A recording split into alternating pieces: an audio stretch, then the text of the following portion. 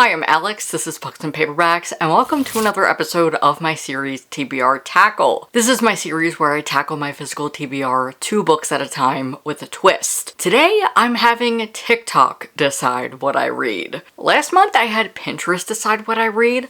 I'll link that video up above for you if you missed it. So I figured I would continue on with the social media themes and have TikTok decide. I specifically targeted my TikTok For You page for this, and it was a challenge. It took me at least a week to find 2 books that I physically own. But in the end, I got there. Here are the books. I'm actually really happy with the results of this because I was able to pick 2 books that have been on my TBR for a long time that I desperately need to read, which is the whole reason I started TBR Tackle in the first place. The first book is Station 11 by Emily St. John Mandel. This has been collecting dust in my closet for years. I started my channel in 2014, and I believe I might have gotten this around 2015. It is a book depository copy. That's how old it is. I might be able to see actual date if Book Depository's website is still available, but if not, let's just go with 2015. I'm finally tackling this off my shelf thanks to Katie Justine. All the links to videos that I mention will be linked down below. This is her video ranking all of the Emily St. John Mandel books she's read. At number 2 is Station 11, and it says, Station 11, persistent story about a global pandemic giving it predates COVID.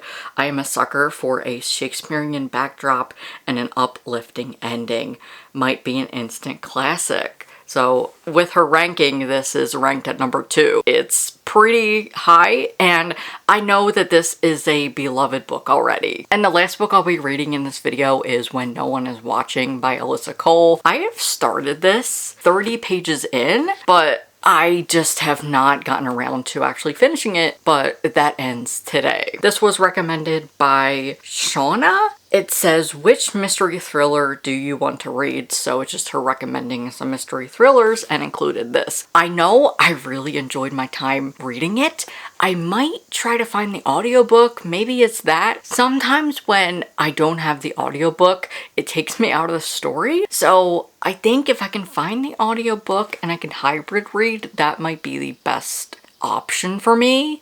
I'm so excited to read these. If you enjoy the video, give it a like and leave a comment. It really helps me out. And if you're new here, hi, I'm Alex. I am a trans man who loves to uplift queer and trans books. So if you're into that, feel free to hit subscribe. And if you want to catch up on my TBR Tackle series, I'll link that playlist below as well. Let's get reading.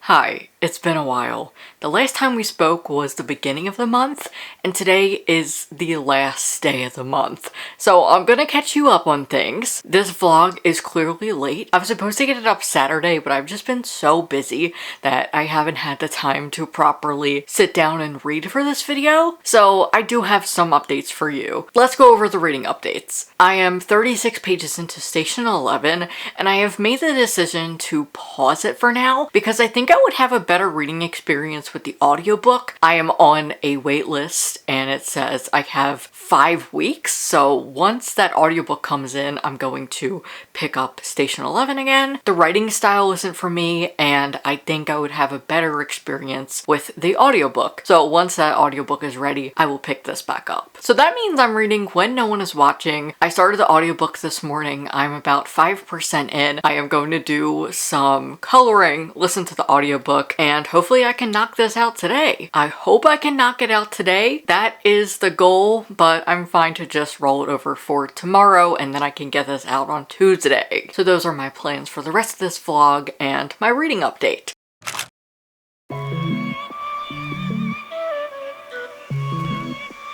Yesterday, I finished When No One Is Watching. I really enjoyed this. I also read it fairly quickly. The audiobook was fast-paced. I did have it on 2 times speed, but I felt that the pacing worked. If you're unaware, Alyssa Cole is a romance author. I read a novella from her, but never a full-length novel, but I would read more thrillers from her after reading this book. My review isn't going to have a lot to offer, so I am going to link down below Black creators' reviews so you can know for yourself about how the Black community reacted to this book. I really enjoyed it. We're following Sydney, a Black woman who has lived in this neighborhood her whole life. She's dealing with her mother being sick, and while the neighborhood is being gentrified by white folks coming in and the corporations that are complicit. If you watch Abbott Elementary, they do a really good job talking about gentrification in West Philly. In their most recent season, they talk about a golf course being built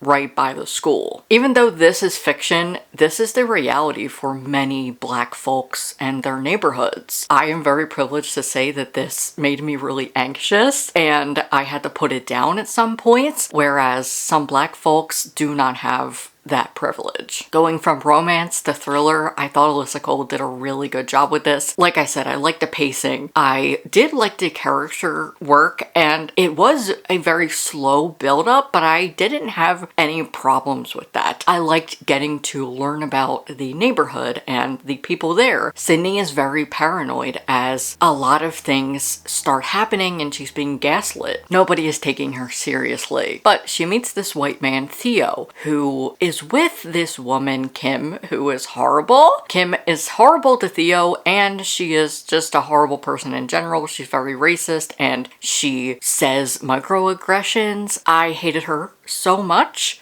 Theo meets Sydney when they are on a tour of Brooklyn and the history. Sydney is very annoyed because this tour guide is not telling the truth of the history. So she decides that she's just gonna make her own tour. I like that incorporation, and we learned about Black history, especially in Brooklyn. Through this, Theo and Sydney start learning more about the history of Brooklyn and the neighborhood to tell people the truth. This was such a heart-wrenching book.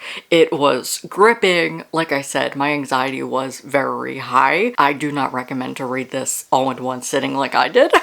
There were some points that I had to stop reading it, but on the other hand, I just wanted to know what happened next. This was definitely a winner, and I'm glad that I finally got around to it. Like I said, I will definitely be reading more Alyssa Cole, especially in the thriller department. She has a recent release. It was a 2024 release, and I'm really looking forward to reading that. However, it does have DID representation, so I don't know how folks with DID like that book, so I'm gonna have to do some more research before I actually read it. But this was a winner, and I'm glad I finally got around to it. So this TBR Tackle was different than most. I only read one book, though I did get about 30-ish pages into Station 11, but like I said, I will be reading this at a later date when I get the audiobook. That's it for this episode of TBR Tackle. If you enjoyed it, give it a like and leave a comment. You can just leave a book emoji.